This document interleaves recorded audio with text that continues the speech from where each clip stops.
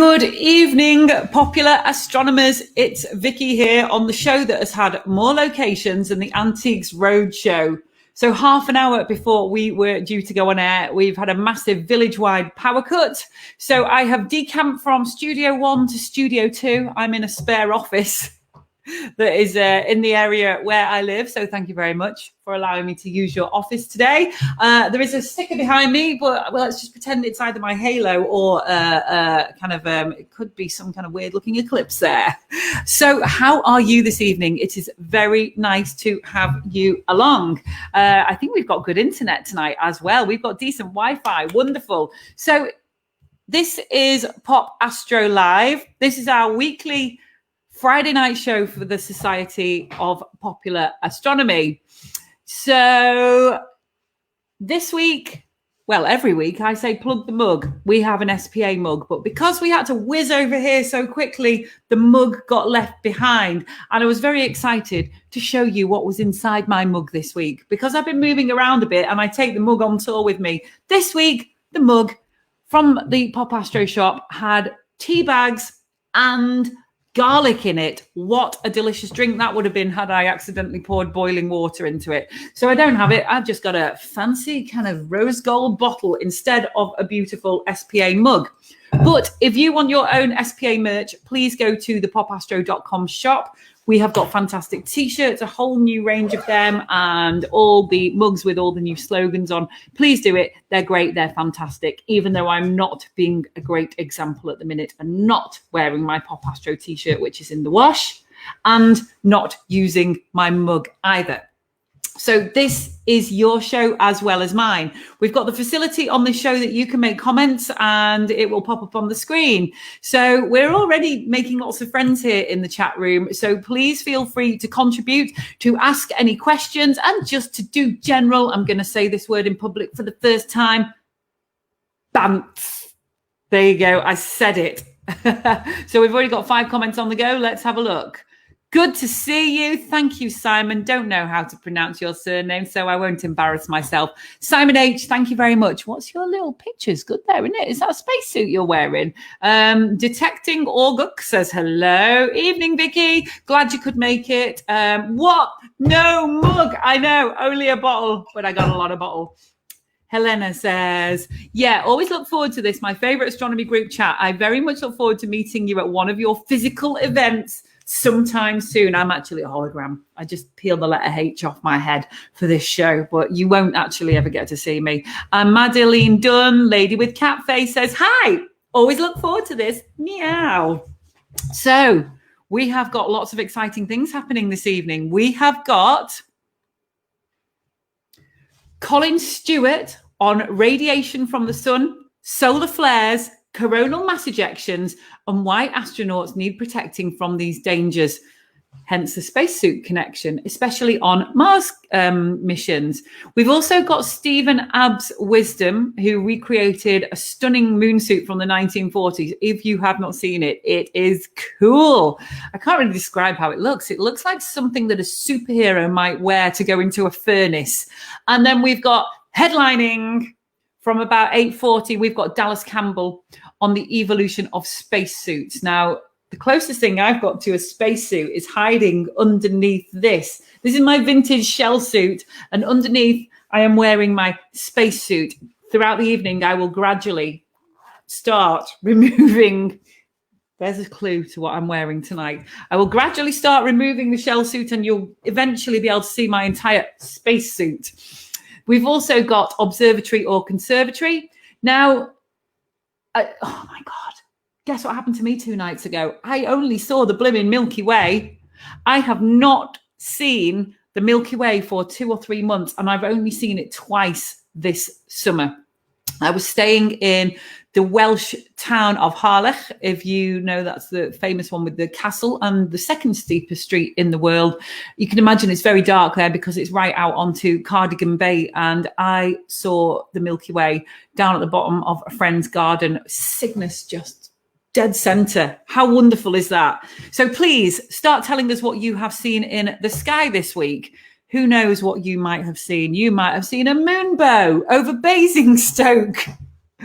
Or What else might you have seen? A fireball darts through Cassiopeia. Who knows? Good evening, fellow stargazers. Hello, Dave Graham. Good to have you along here. That's the British Interplanetary Society moon suit. It sure is, Jerry, and you're going to be getting to see it shortly. And Paulina, excellent. We love Paulina. I've never seen the Milky Way. Oh, no. Simon, go to the Popastr shop. There is a picture, I think, of the Milky Way on a mug, and the slogan on it says, I make my drinks the Milky Way. So if you can't have the Milky Way, at least you can have a big old good milky drink. Helena Murphy, greetings. Oh, the comments are flooding in the sea. An owl landing on my chimney. Do you know what? I've only ever seen a glimpse of one owl in the wild. So that is what type of owl was it, please? I hope it was a tawny owl. Would look good on a chimney, but a barn owl would look amazing on a chimney. If you could have an owl on your chimney, what would you have? So please tell us what you've seen in the sky this week. We are going over to Colin Stuart in a moment. He is coming on any minute now. In fact, coming over to you in 3, 2, 1, Colin. Hey. Oh, where am I? This way. There we go. Hey, Colin, you all right there? Yeah, good. Thanks. How are you? I'm really good. Couple of grey hairs after power cut just before the main event. Oh dear. I'm having to decamp, but I am good. So whereabouts are you this evening? Somewhere called Staines, pretty close to Heathrow Airport. Oh, so light pollution, I bet, is lots of fun there, isn't it? Oh, we have like a strip of sky at the very zenith where you can see a few stars. Otherwise, it's just motorway, airport. Yeah, not a place for a telescope. I'm sorry to hear that. So thank you very much for joining us on the SPA spacesuit special. You managed to lever your talk into being based on spacesuits, which I quite appreciate that. Thank you very much. No problem. Let's see, we've got a couple of comments here. Oh, hi, Colin. Jerry Stone says hi. Oh, hi, Jerry. Good to see you. And did you know? Now, I have been to the letterbox at least 8 times, Colin, looking for my Neptune Opposition Day card from you, but it never arrived. I'll guess it was just late in the post. So what are we going to be talking about tonight, Colin? So I thought we'd talk about the sun, but we can talk about radiation and why astronauts need protection from the sun in terms of all sorts of things. Let me build you up, actually. I need to build you up. I'm sorry, I didn't build you up. I didn't build you up, Buttercup, so I will do it. Colin Stuart is an astronomy speaker and author who has talked to over 500,000 people about the universe, ranging from schools and public to conferences and businesses. His 17 books have sold more than 350,000 copies worldwide and been translated into 21 languages. You've written over 200 popular science articles, and in 2014 you were awarded runner-up in the European Astronomy Journalism Prize, and you're a fellow Astronomical Society, a fellow of the Royal Astronomical Society. That's quite the drum roll for you, Colin. Well done. Oh, no, thank you. Thank you very much. So, and then we'll talk a little bit about your book as well. So feel free just to lead us into whatever it is you fancy chatting about this evening. Yeah, so I thought we'd talk about the sun, mostly because talking about books. My latest book is Rebel Star, which is all about the sun. And what's so exciting at the moment is that we're in this landmark moment where we're really changing the way we're going to understand the sun. We're sending things into space like the Parker Solar Probe, European Space Agency's Solar Orbiter. We're building new solar telescopes on Earth, and we're starting to understand the sun like never before. And the reason that's so important is that it's not some distant thing that we're not connected to. We're affected by the sun all the time. It's throwing good things like light, but bad things like radiation into space. And the threat of something like, I'm afraid it's another corona threat, the threat of a coronal mass ejection, which is the biggest storms the sun can do, would have a similar sort of effect to the stuff we're going through right now. So this ties in nicely to our spacesuit special that we're doing tonight. If you went into space, there is a reason they have to wear these suits, and what reason why they're so heavily protected. What would happen if you weren't wearing a spacesuit? So the classic thing people think would happen is that you'd somehow explode. It's not quite as bad as that, but it's still bad. There's no pressure. The air pressure there is no air pressure. in space. And so what would happen is that the boiling point of water drops considerably below body temperature.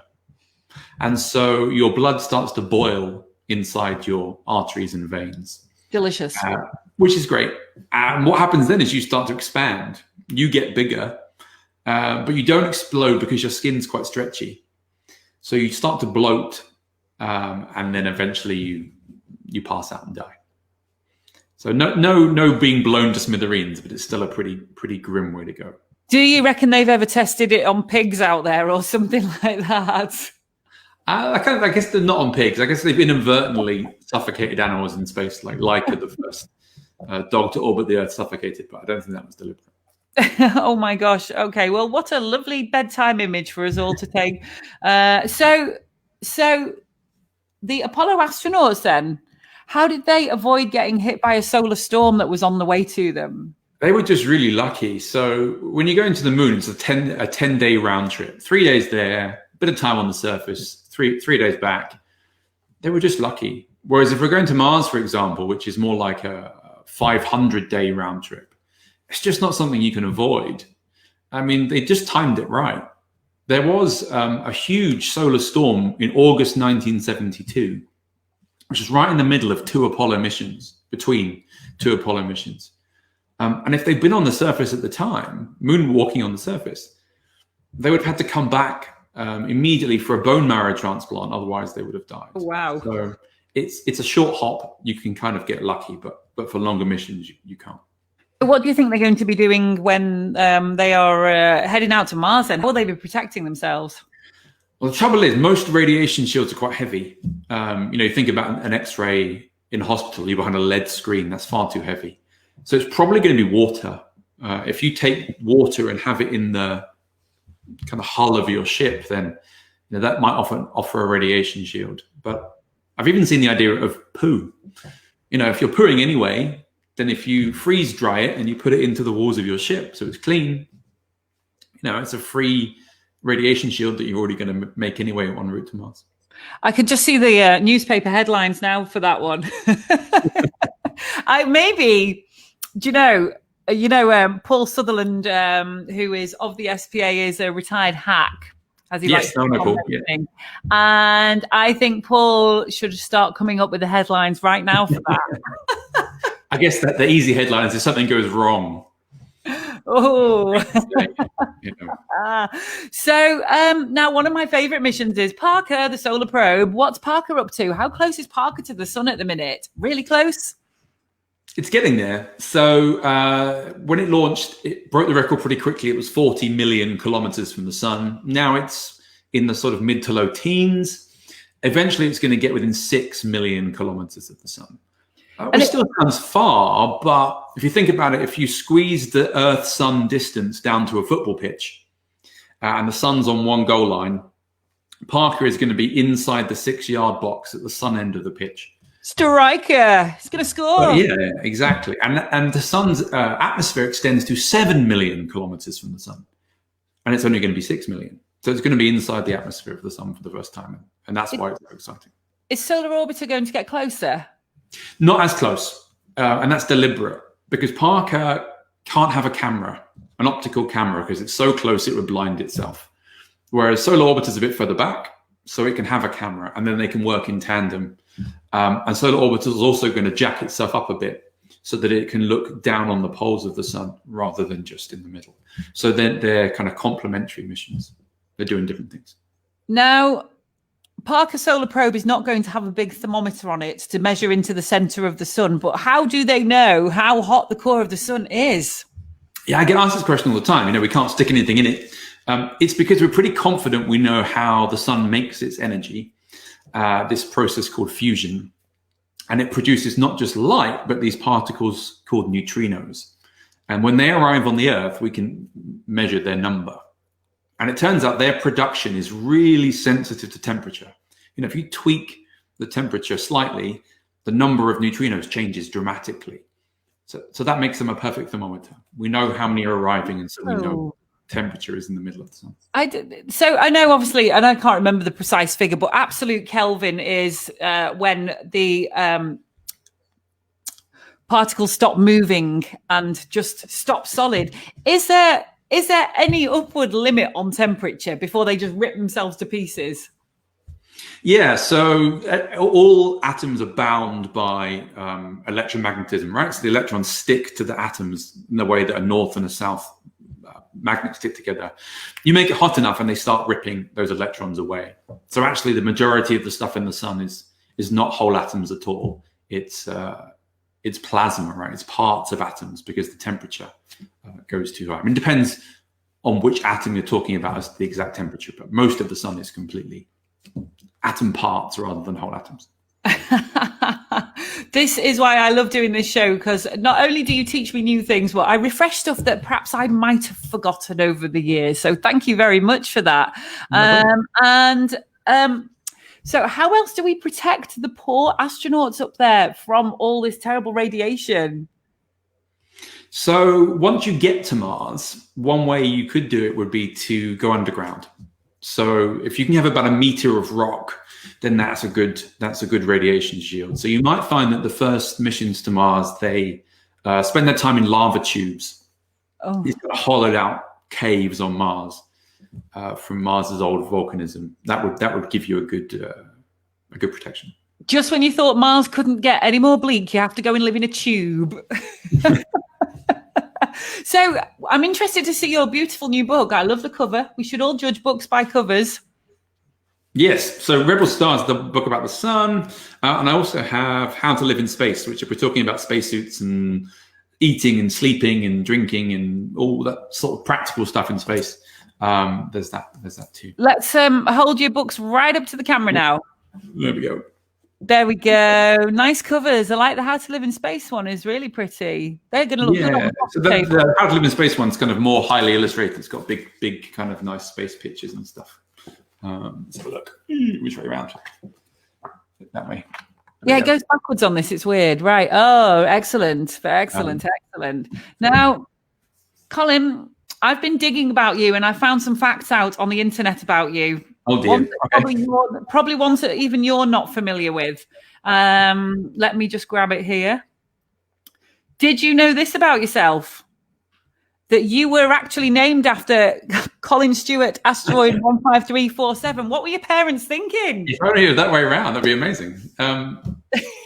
No, this is something that happens sometimes to people involved in space. You know, they have so many asteroids up there that they found that they need names for them. So they either get named after famous people. You know, there's like Freddie Mercury and Elvis Presley and all sorts, or they name them after people who do stuff to do with space. So I think it was more thank you for getting kids excited about space.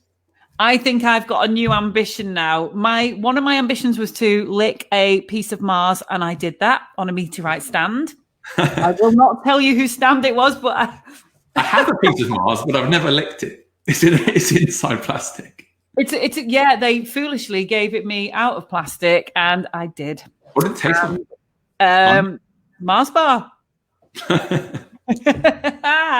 And now we are going to play. Now, you might not be familiar with this. We're going to play one round only of observatory or conservatory. This is a list that we have compiled. It's either an observatory or a glass house, an international glass house somewhere. So your one tonight is Chamberlain, and that is in Denver, Colorado. Observatory or conservatory? Ooh, I've never heard of the Chamberlain in Denver, Colorado. It doesn't mean it's not there. I will go for observatory. I assume that you are a winner. Now I'm second doubting my own list now that you've never heard of it, but allegedly you are a winner and you have won a lick of a piece of Mars. There's a lot of stuff in Denver, Colorado, I think, so that's kind of why I went for it. I think it's a place to go to by the sound of it, isn't it? It sounds fantastic there. Have you been? I haven't, no. They've got a lot of stuff in Boulder as well, isn't that? There's a lot of space stuff in Boulder, Colorado. Oh, we need to go. Well, happy Neptune Opposition Day to you. And to you. Well, thank you very much. Yes, we've made a little blue cake in honor of it.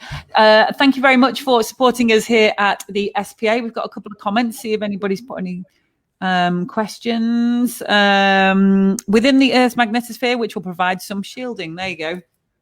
Yeah. So if you're on the space station, you get a fair amount of shielding. I guess we're talking about going outside. Oh, I see. Yeah, because somebody's asked, what do they do on the ISSRE radiation? Thank you, Richard. Yeah, so they're mostly inside the magnetosphere, and if it gets really bad, they go down the Russian end and sleep there because the walls are thicker. They would be, wouldn't they?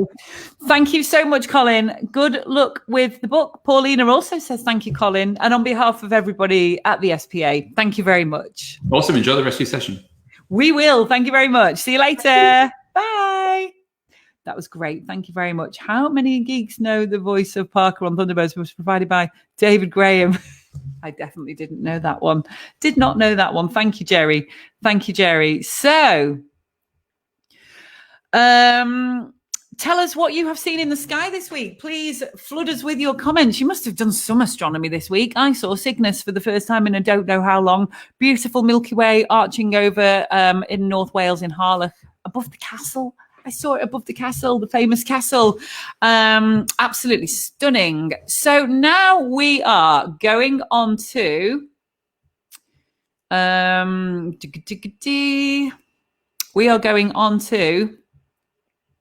Stephen Abbs Wisdom. Known as Abbs, he is a historian and a model maker, a set designer and an actor. Earlier today, I was reading out Abbs's set of achievements to my friend. We were floored because it's going to look very good on your national record of achievement. He builds 1930s racing cars, World War I aeroplanes, and in this case, spacesuit replicas for museums and heritage sites. So we are now going to go over to Stephen, who lives in a Norfolk cottage. I don't think he's there tonight. He lives alongside a variety of half-finished building projects and a number of peacocks. Let's see if he has taken the peacocks on the road with him. We're coming through to you now. Hey. Hello. Hello. Yes. No peacocks with me here, I'm afraid. I put their tea out for them before I left. And the mummy and her little babies will have to go and sup on mealworms tomorrow morning without me.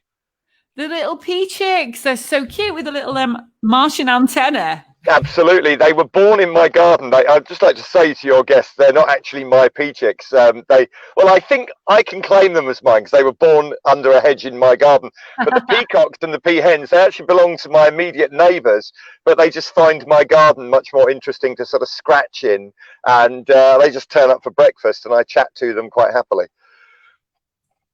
One of our good members here is just seeing that he's seen Pluto this week on slew.com, the robotic telescopes. So that's quite an impressive one. Have you seen anything in the sky this week, Abs?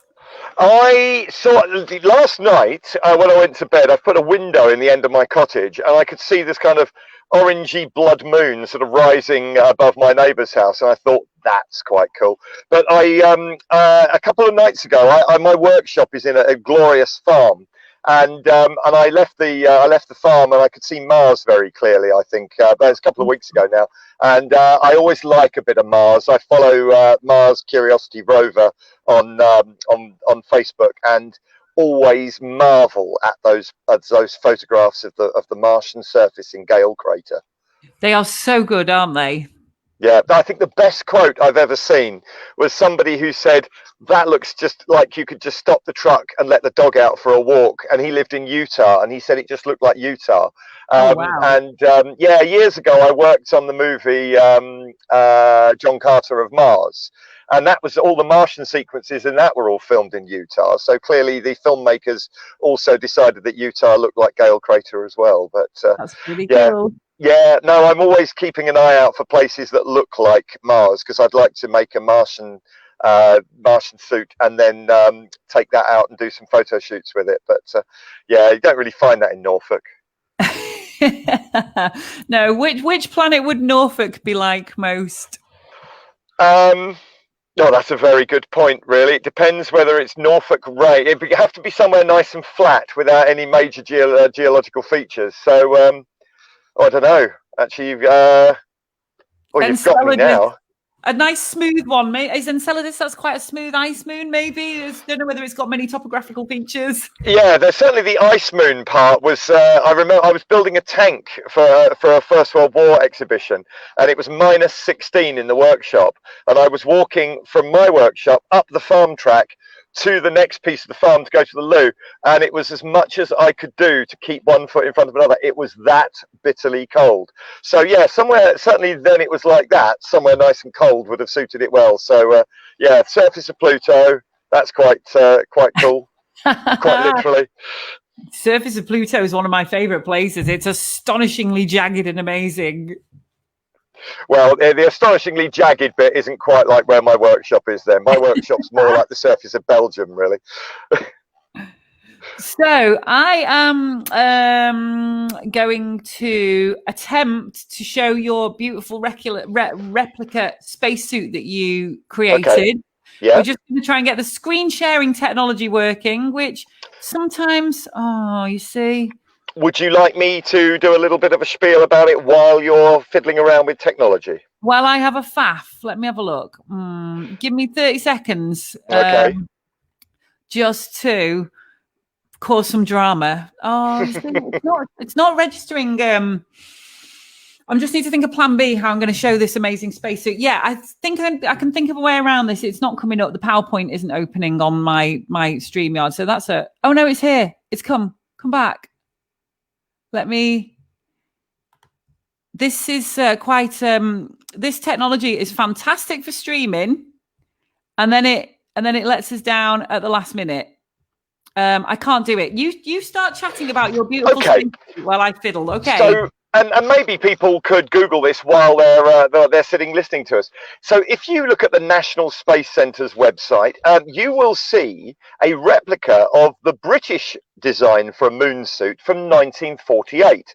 And myself and the curator, Dan Kendall, at the National Space Centre, we wanted to recreate this. The design comes from 1948 into 1949. And with last year being the 50th anniversary of the moon landings, the museum wanted to show that the British were looking to the moon in a much earlier age. So just after the Second World War, the British were interested in making a moon suit and a moonshot to actually go to the moon. And here we have their web page, and if you scroll through, there we have it. You can see the replica of the moon suit that I made. Now, when you're looking at that there, you can see it's got a silver helmet on it, it's got oxygen hoses, and you can see a few details on it, like that large circular formation on the chest. Well, that, believe it or not, is an airlock for putting samples through. And we're very lucky in that we have the original drawing done by Smith and Ross, who were the two designers from the British Interplanetary Society way back in the late 1940s. And what Smith and Ross decided to do, as you can see there with that little cutaway drawing, what they wanted to do was come across with a suit design that could be put on. It was rubber, it was cloth, it was canvas, it was leather. It was going to be inflated, much like an Apollo suit that Dallas will be talking about a bit later. But as you can see there, it has an airlock in the chest. And the idea would be that an astronaut or a British lunar astronaut walking around on the surface could find a rock. He could look at it down that long frontage, down the helmet. He could examine it. And then if he wanted to examine it closer, he could reach to his overextended chest, this big pigeon chest that the suit has. He could open the airlock, put the rock inside the airlock, close the airlock from the outside, and then withdraw his arms inside the suit. And then use his arms in front of him, open the airlock in the chest, take out that piece of rock, baked as it was by lunar radiation, and then look down that long frontage of the helmet and give it a better examination in a kind of chest-based laboratory built within the suit. And I am not joking. So we tried to reflect all of this in the design. Now, the problem was that Smith and Ross never made the suit. What they did was they drew it, and they drew several different versions of it from the outside and the inside. So Dan, the curator at the museum, who's got science training, and myself with my history training and my kind of art background, we decided we were going to look at the materials that would have been available. So knitting, leather, cloth, and we used a lot of technology that would have been available at the time. And luckily, I'm a deep sea diver with those big bronze helmets that go underwater, which I do for fun. So we used a lot of diving technology. We've brought all these forms and disciplines together, and what we came out with is in a big display case at the museum for all to see on permanent display. And where is that amazing beast? It's the shiny helmet that does it, isn't it? It's just fantastic. Yeah. No, that's in the National Space Centre at Leicester. And interestingly, the helmet, it's one of the first uses of a material I use all the time, which is called fiberglass, which a lot of kit cars are made of, and a lot of boats and things like that. So we looked into when fiberglass was first invented, and it's first being used to build fiberglass boats just before the Second World War. The Americans are using it to build bits of fighter planes during the Second World War. So we decided we were going to make the helmet out of fiberglass, and then we took it along and we vacuum plated it with a particular sort of form of like a deposition of aluminium. It's all quite clever, but it's how they make mirrors for telescopes, actually, amongst other ways.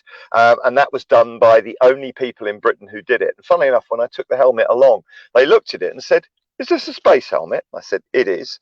And I told them a history of the design, and they said, "Oh, we've been here since 1938. Undoubtedly, they would have brought it to us originally to really go to the moon. So it was really nice to be able to take the item along, albeit 50 years too late. Now, I did notice that the spacesuit had a superhero element to it. It's got a cape. Why is that? Okay, so Smith and Ross were not stupid. Arthur C. Clarke, who wrote 2001, he was one of their communications advisors as a young man. They understood that when you're on the surface of the moon, you're going to be baked in solar radiation. The moon, I think, has the greatest thermal range of anybody within our solar system. So they knew you could go from shadow and be in minus 130 degrees Celsius, I think, into sunlight, and then you would have this immediate temperature change. So the cape was made of silver lame, like you see, you know, dresses being made of on the Oscars carpets and things like that. And the astronaut, if he was getting too hot, could pull the silvered cape around him and reflect solar radiation away. But if he was in shadow and getting too cool, he could pull the cape back and expose that black chest on the suit. And of course, the black absorbed solar radiation. So it was a very simple way of controlling the heat within the suit. So once again, Smith and Ross had a really good idea of thermal control, except what we discovered when we finally made the suit was that because of those super deep arms that you need to withdraw your arms inside the suit, because of that, you couldn't actually lift your arms up to open the cape and close the cape. So you had very limited movement. And that's what we always say. This is like the Mark I moon suit. There's no way that suit would have gone to the moon. That suit would have very much been a trial basis. And I've proposed something that looks a little bit more like an Apollo suit with some of those designs elements. But of course, it was never taken any further. So no one really knows. So what other inventions were the British thinking of taking to the moon then, other than this incredible suit? Well, they were using German V2 rocket technology. They'd seen Wernher von Braun's liquid rocket engines during the Second World War with the V2 and the V3 rockets that were being developed by the Germans. So once they've captured all of this rocket technology, of course, rocket technology that Wernher von Braun was more than happy to give to the Americans in the Apollo and projects. When they'd seen that, they were going to exchange their earlier designs of making a steam-powered lander. You heard me correctly, a lander that would land on the surface of the moon using steam jets, because of course in a vacuum, I think it's Newton's second law, it's going to work just as well as any other form of propulsion on the surface of the moon. So when they were going to land on the surface of the moon, they were going to have a tent erected over the spacecraft made of silvered material to protect it from solar radiation above the lander. They were going to take packs of cards with them so they could entertain themselves while they spent up to 20 days on the surface of the moon. And they were also going to take sandwiches. to the moon because they needed something that wouldn't float around in space. So they were going to take bread and they were going to put nuts and celery and energy providing foods. And they actually went to the trouble of making a sort of several recipes of sandwiches you could take to the moon.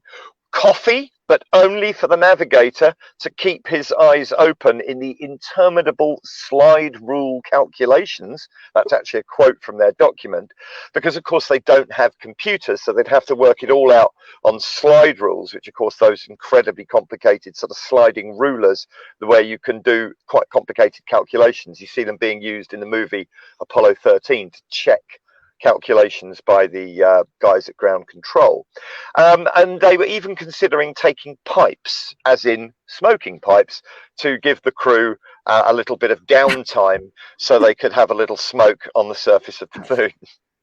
That is sandwiches and pipes, just what I would want on any space mission. Particularly one, of course, with a pure oxygen atmosphere. So you light your pipe, and that's going to be fun, isn't it?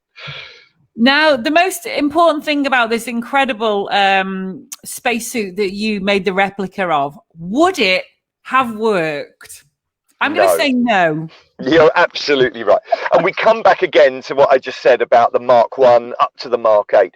They would have very quickly realized, just like Apollo did. I mean, Dallas's suit that he'll be talking about maybe later on, perfect replica of the Apollo suit.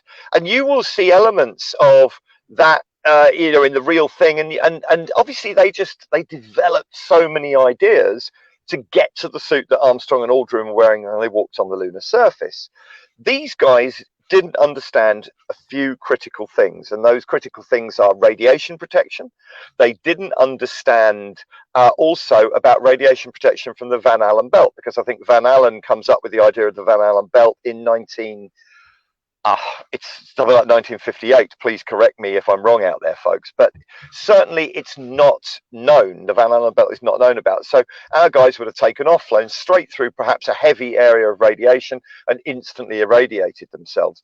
There's a lot of problems with thermal protection with this suit, and there's a lot of problems that they would have had to do with radiation. A lot of problems just to do with general mobility. But as I keep saying, what you're looking at there is the Mark 1. I think they would have had a Mark 8 or 9 or 10 or 15, and they would have learned every time they developed something new. And in that respect, they're very much like the Apollo mission. Abs, you have been a really exciting guest, but I've been digging on the internet and found out a fact about you. Do you mind if I reveal it? It's not very commonly known. Go on then. Also, thank you very much for pulling over in your car. I just realised that you're not in a house; you are actually in your car en route. Yeah, I'm a Medway Services fan, so I'm pulled up with a load of lorry drivers around me, kind of watching me, and think, what's that guy doing? Now, your full name is Stephen Wisdom, yes? Mm-hmm. Now, we all know Wisdom toothbrushes, yes? Yeah. Wisdom toothbrushes. Well, you're actually heir to Wisdom toothbrushes, although you betrayed your family by falling in love with Lady Aquafresh III. How's this leaked out? The blooming paparazzi will be here now. They really will. No peacock is safe. Yes, it's all true. Absolutely. I am indeed the heir to the Aquafresh empire. But who knew? Who knew? I thought I'd kept that one quiet. And I'm sure you've got lovely teeth. And we'll just have a final round of observatory or conservatory with you. What do you reckon this is? Is it an observatory or a great glass house?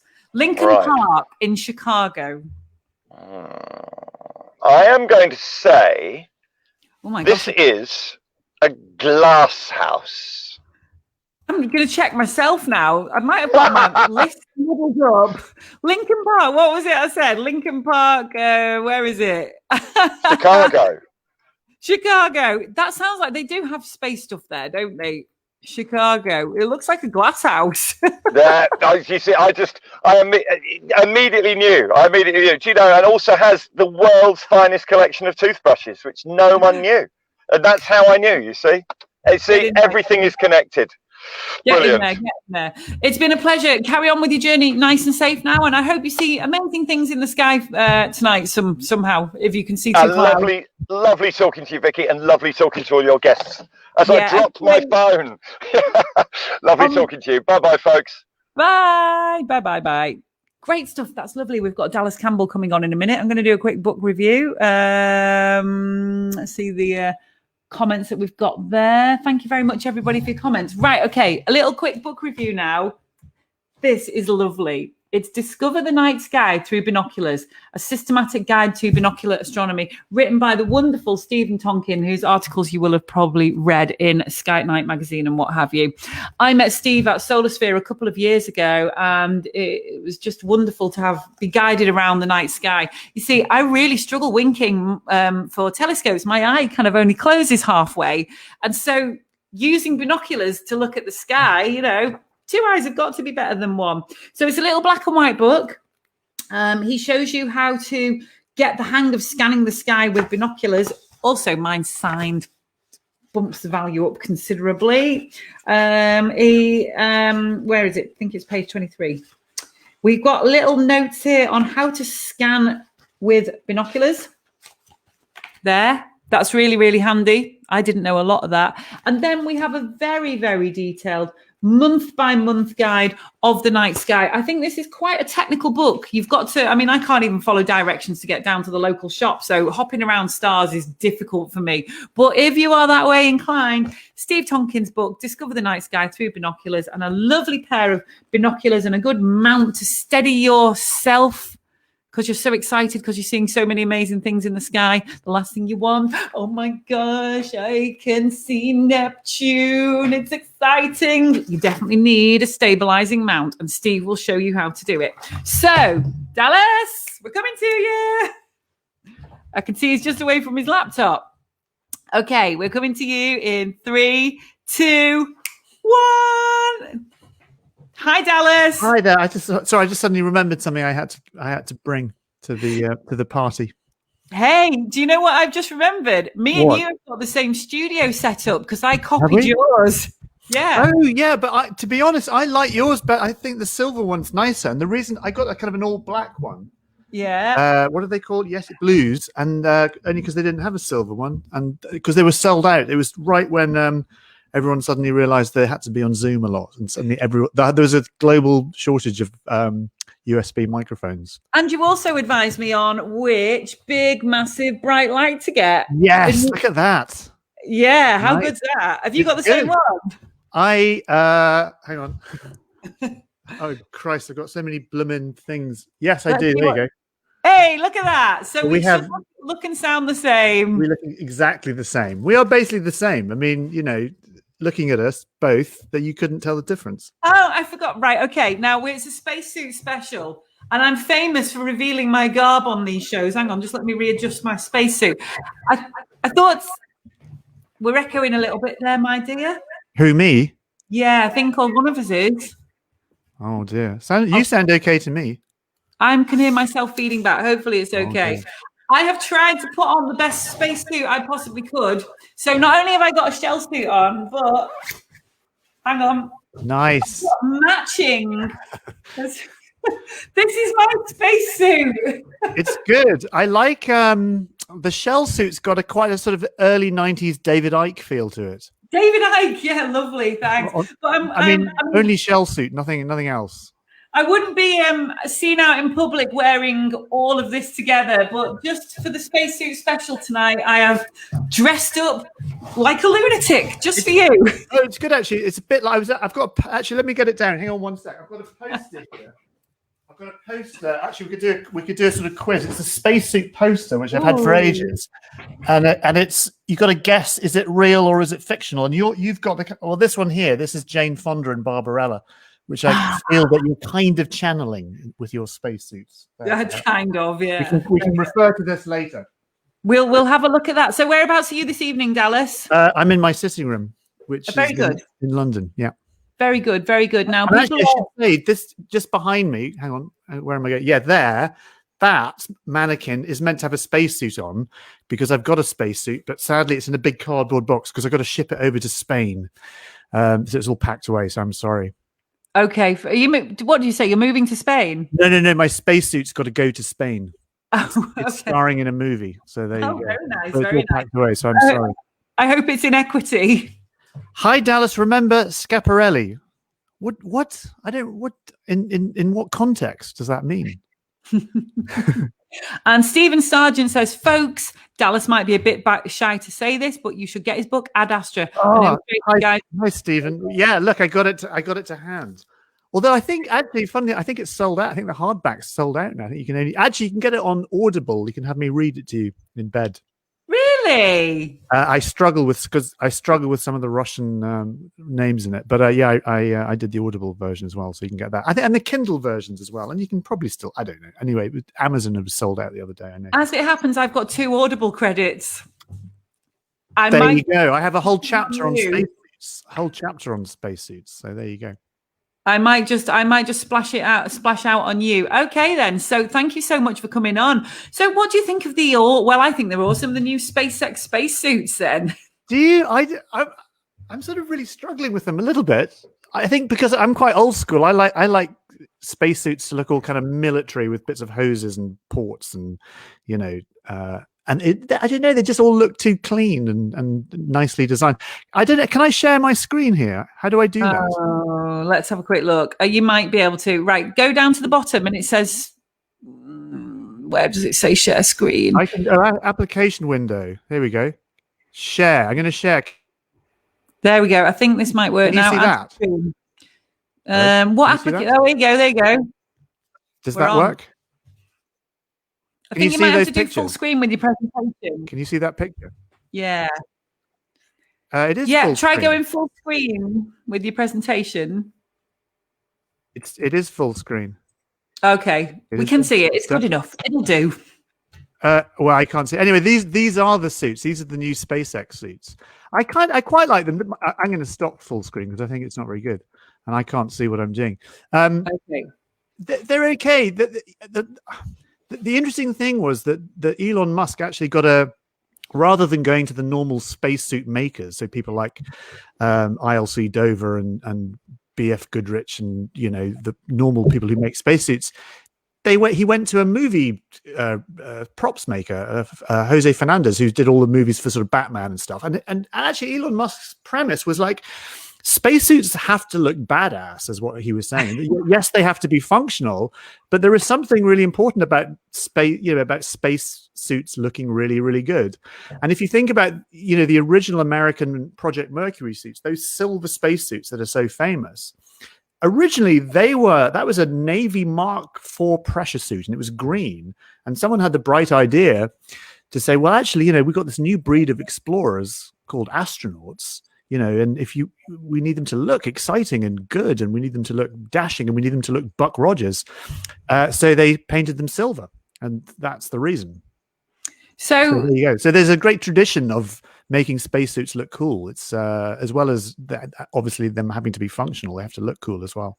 I suppose they are going to be one of the most photographed garments on and off the planet eventually, aren't they? Well, they are, and so I really want to show. I'm going to try and share my screen again because I've got some lovely pictures which I want to show you. So, can you still hear me? Because it seems to kind of go off the sound. Yes.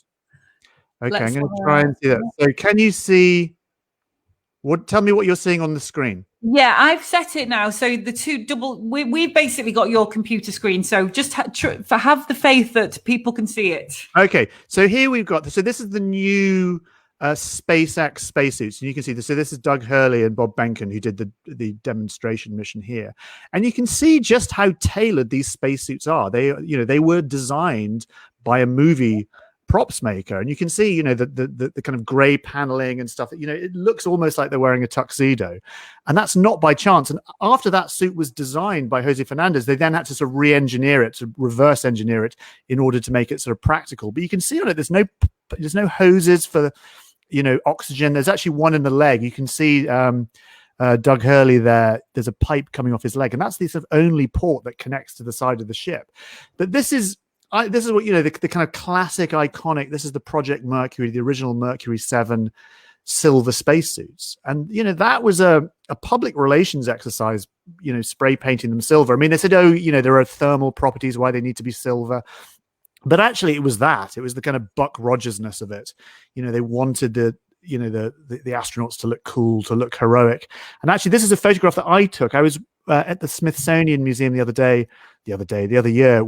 I was working on a film about the history of the spacesuit. And that's Gordon Cooper's Mercury suit there. And just below it, you can see that green suit. That is actually the same suit. That's what it originally looked like. Oh, I've just realized your slides aren't changing. We've got the same one. Really? Oh, yeah. Man. I'm going through all my slides. I've got some great slides. So I don't know how to do that. Oh, there we go. We've got that one now. Yeah. Which one have you got? We've got the one that you've got highlighted, the correct one. There you go. That's changed now. The men. There we go. Now we're cooking. Oh, that's a shame. Oh, no. I don't know. Oh, someone should invent a streaming service that just works. Yes. It kind of does it all. So maybe if I... That's good. We've got that now. Okay. So there you go. So where was I talking about? Maybe I won't do slides because it's obviously too much of a pain in the backside. But I just wanted to say, yes. So classic silver Mercury suit. Cool. Designed to look like Buck Rogers. Yeah. And the original one is the bottom one, that green one. That's a Navy Mark IV pressure suit, of which the Project Mercury suits were based and spray painted silver to look cool. Actually, if you look in that photo just behind, you can see the Starship Enterprise. Ooh. That's the original Starship Enterprise. They were doing some work in it in the Smithsonian when we were over. But actually, the point I was trying to make is that, that particular silver suit, the Project Mercury suit, didn't just protect astronauts. It became this great fashion icon. Is that Paul McCartney? So that's Paul McCartney and Gene Shrimpton. This was a Harper's Bazaar 1960 something, 63, I think it was, this particular one. Richard Avedon, the photographer, did it. And sort of you've got these kind of this idea of the sort of spacesuits suddenly becoming part of high fashion. And so spacesuits have always been, as well as looking after astronauts, they have become this great iconic symbol of humans in space. So kind of looking good is really important. Actually, my favorite story about the Mercury 7, so this picture here of the Mercury 7 this was for Time magazine, very famous photograph. But if you look at Deke Slayton and John Glenn, who are standing in the front, and if you look at their boots, you can see their boots are slightly different. And the story is that they'd forgotten to take their actual boots with them for this photo. So they got a pair of black work boots and just sort of spray painted them silver. So there you go. I love that in-depth knowledge you've got there. Excellent. Useless knowledge, but there you go. Yeah. So how have spacesuits evolved over time? Because there's so many different types there. Yeah. Oh, I see how this is working. I'm looking at your screen. Why isn't it working when I do... Hang on, I'm going to just hit play. Because it's mysterious and I don't know why. Why? Honestly, someone should design these better. Anyway, there you go. So how's it... well, over time, I mean, gosh, you can go all the way back to the days of early aviation. This was Fred Sample. This is 1918. This is a kind of an early example of a patent for a pressure suit. I mean, obviously not a spacesuit because it's 1918, but the principles are really exactly the same. In fact, I'm going to show you. I'm going to come back to the screen. I found that this is a magazine I found in a junk shop, Popular Mechanics. This is 1934. Okay, this particular edition of Popular Mechanics. And inside, lo and behold, there is an article. I'll hold it up to the camera. This is an article by Wiley Post. I don't know, do you know who Wiley Post is? Is he related to Wile E. Coyote? He's not. He should be related to Wile E. Coyote, but he's not. Actually, Wiley Post was an early aviator in the sort of genre of Amelia Earhart and Lindbergh and Amy Johnson, etc. But Wiley Post realized back in 1934, which is just round about when they discovered the jet stream, that if he could fly high enough into the jet stream, he could break all kinds of aviation records. But he realized, then that sort of altitude, the air, of course, would be rarefied. It wouldn't be able to support human life. So he had to thought, okay, well, I need to kind of create some kind of suit that I can wear that I can inflate, like some kind of pressure suit. And this article in this particular issue of 1934 is him going through the design process of a suit that he made. And it's a really, really interesting because it obviously, spacesuits have come a long way since 1934, but the principle is exactly the same, to create this kind of bubble of pressure with you, and be able to take. So, that's all a spacesuit is. A spacesuit is a kind of wearable spacecraft, a pressure vessel that holds pressure. Anyway, so his original spacesuit, I'm going to go to my share screen again because I got some great pictures of it, which you'll like. This is from the Smithsonian again. It's a crazy looking suit. So, can you see that? Oh yes, Hello? that's familiar. That is, it haunts my dreams. Yeah, it haunts my dreams. So this is the original. This is the Wiley Post original spacesuit, and you can see it's basically just a kind of rubber suit with leather boots and a metal helmet, and you fill it with air, and up you go. And that gentleman squatting down was a gentleman called Russell Coley, who was the man responsible for designing that suit. Russell Coley worked for the B.F. Goodrich Company, and this is kind of what this is. These are my photographs. I went to photograph the suit the other day, and it's really basic. So you've got a set of woolen long johns. And then what is really just a kind of a wearable bicycle inner tube. And, you've got some leather boots and a canvas suit that kind of goes over the top. And that's it. And you've got this crazy helmet, which you fill with air. And that is kind of regarded as spacesuit number one. That's really the very, very first spacesuit, the grandfather of all spacesuits, really. The grandfather of spacesuits and fetish wear. And fetish wear. Yeah, it's got, there's definitely a bit of kink involved, but yeah, that's basically. And then of course from there we move on to things like this is spacesuits get more and more advanced. In fact, that one looks very familiar, of course, because this particular spacesuit, this is from the early 1960s, and you can see how the design has changed. If you look, those kind of ridges that you see in the arms and the legs are called convolutes, and of course if you pressurize something, not only does it get bigger, not only does it inflate, but it also becomes stiffer and stiffer and stiffer. So a bit like a drinking straw, you've got the bendy bit in a drinking straw.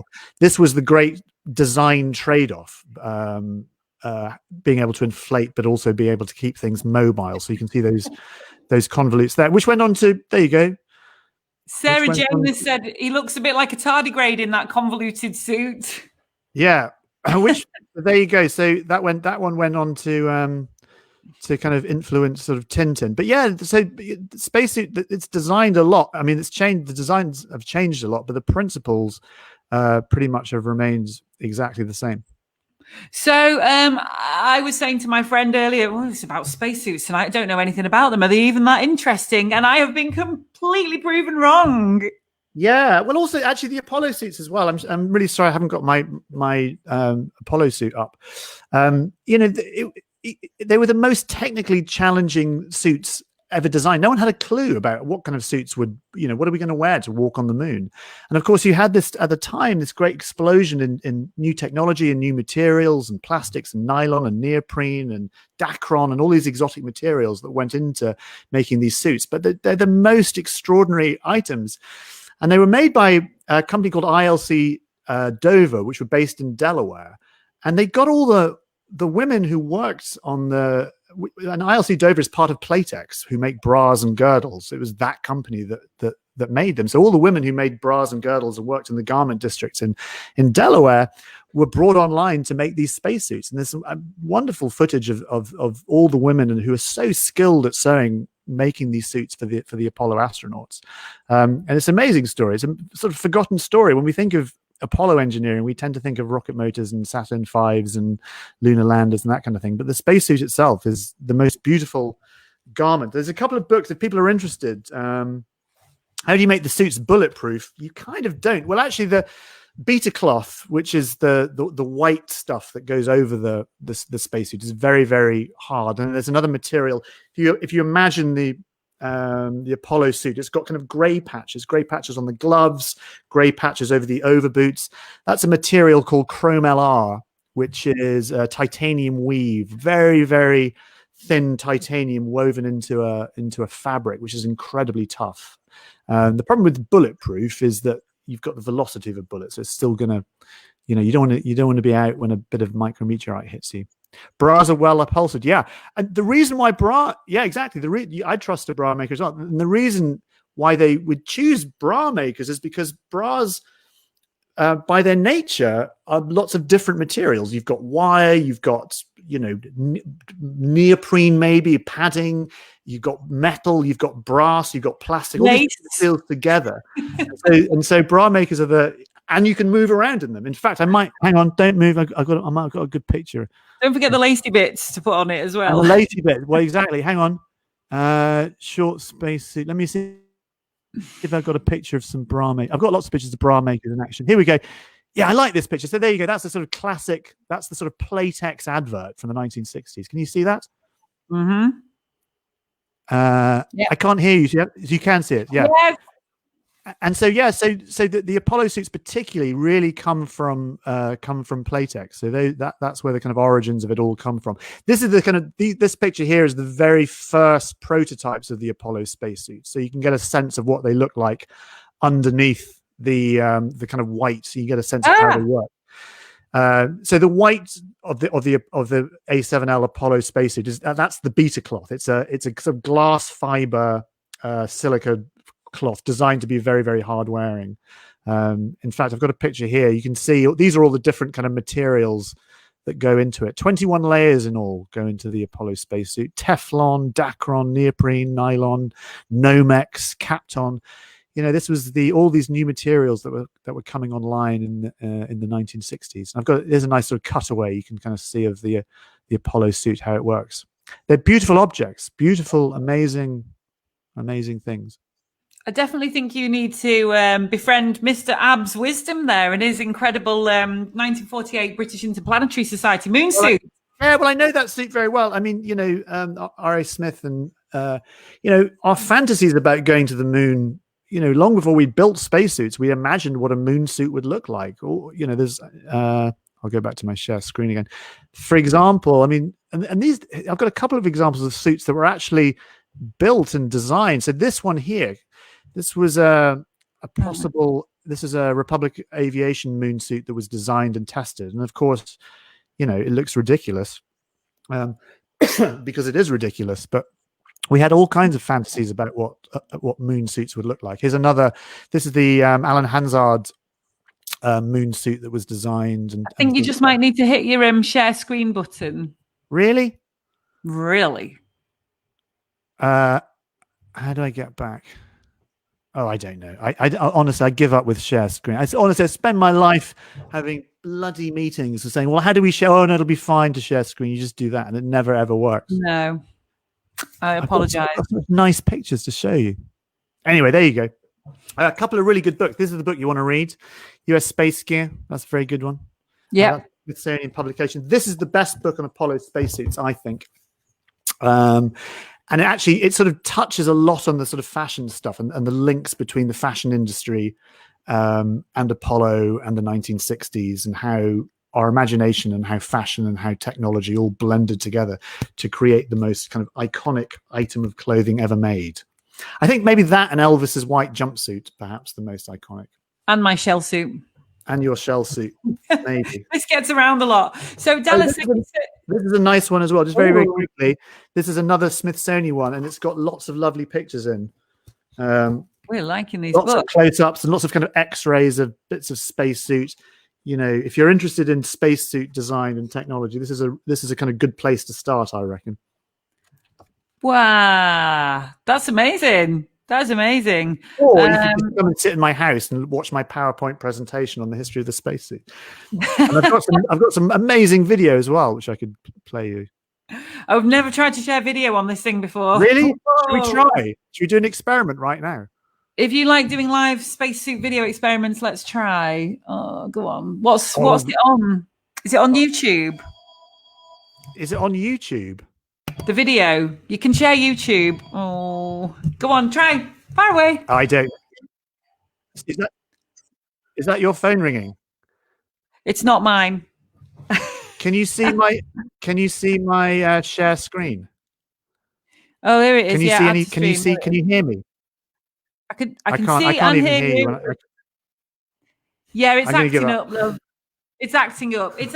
But just having you on was enough, and all those amazing spacesuits was brilliant. I did not know that there was so much variety and so much tech in them. Honestly, I did not know a thing about spacesuits. Well, yeah, it's the tech, but it's also the kind of cultural stuff as well. It's, you know, it's not just in isolation we're going to send people into space. I mean, when we make movies, we design spacesuits. You know, when we write books, we design spacesuits. So it's a big part of being human.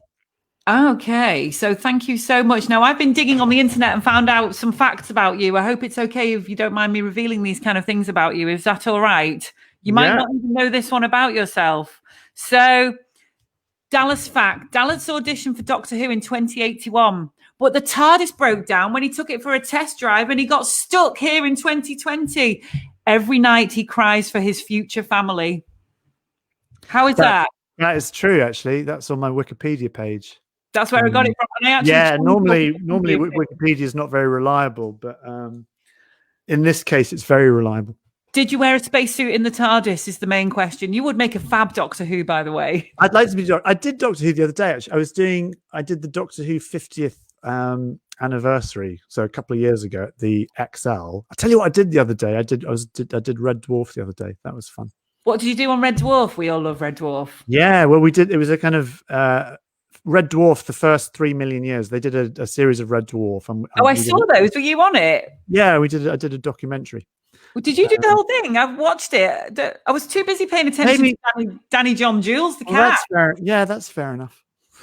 I once played an alien with Danny John Jules in an episode of MI High. He's cool. He's cool, man. Cool. So, Dallas, thank you very much. This is what the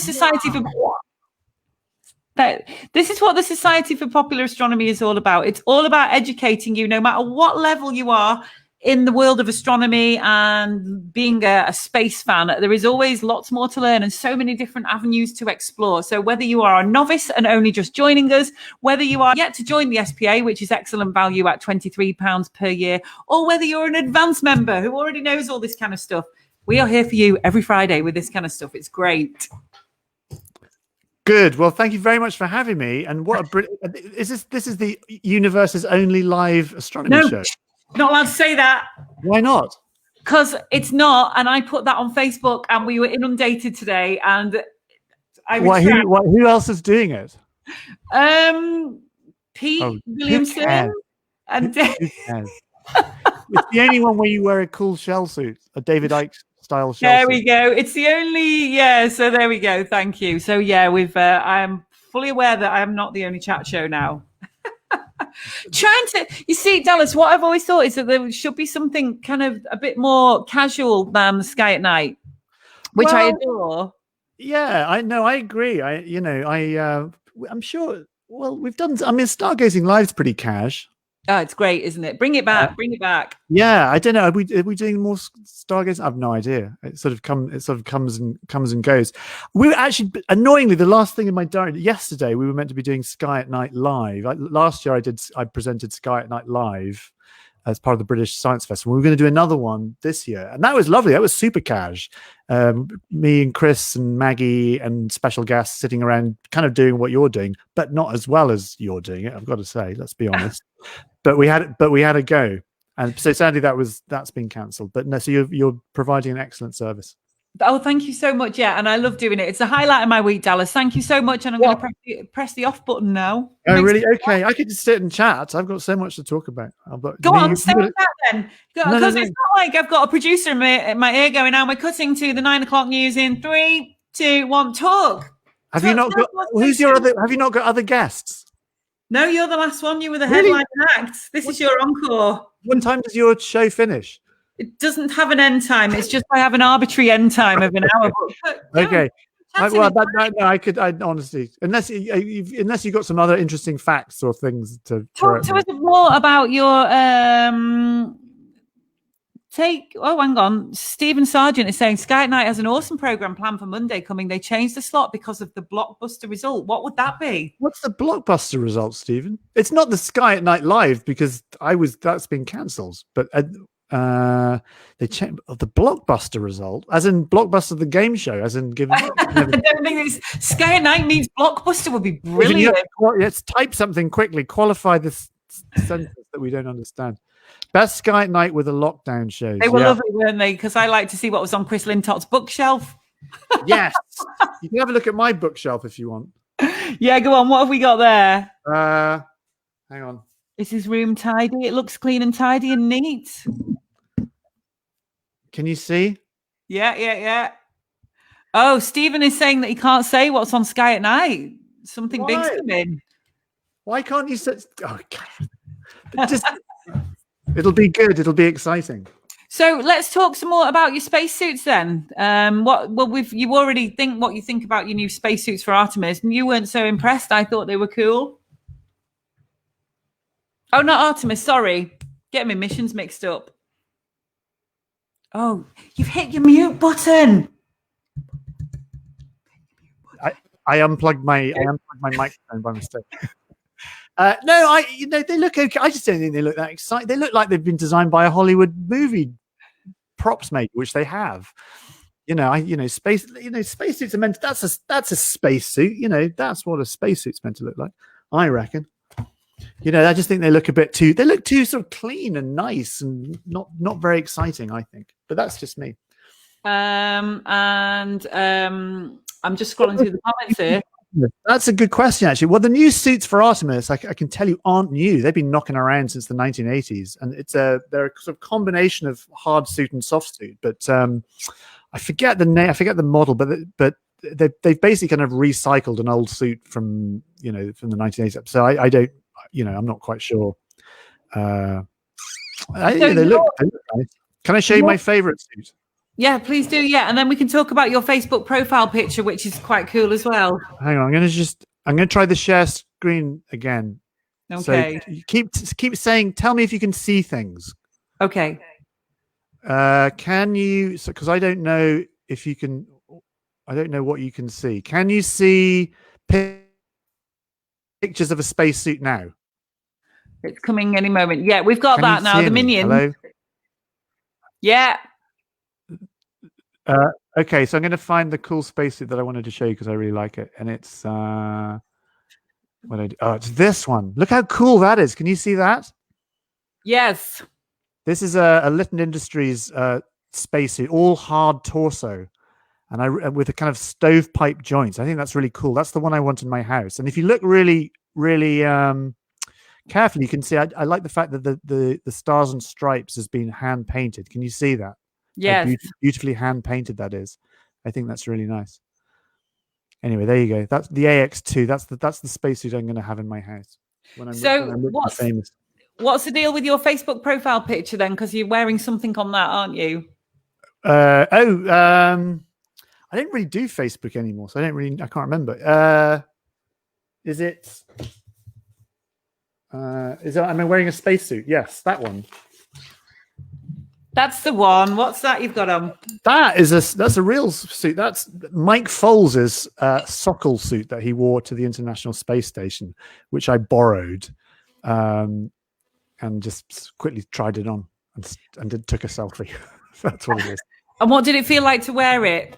It's not very pleasant. They're not very breathable for the obvious reasons. So you get a bit hot and stinky. A friend of mine actually owns a bunch of real Russian spacesuits. The Sokol KV-2, that's a suit that everyone wears if you're flying on Soyuz, which is everyone, unless you're flying with SpaceX. So Tim Peake had one, and Helen Sharman, and everyone. That sort of classic white and blue Russian suit, and it's got the kind of pullover helmet thing. So it's one of those. It's the kind of Russian workhorse spacesuit. Launch and re-entry, though. It's not an EVA suit. It's not the one you sort of go outside and do a spacesuit. It's just the one you wear on launch and re-entry. It's a big secret. People are guessing that it's to do with dark matter. What? Oh, I see. Oh, we're talking about the Monday Sky at Night that neither of us knew about. Yeah, I had no idea. We're out of the loop.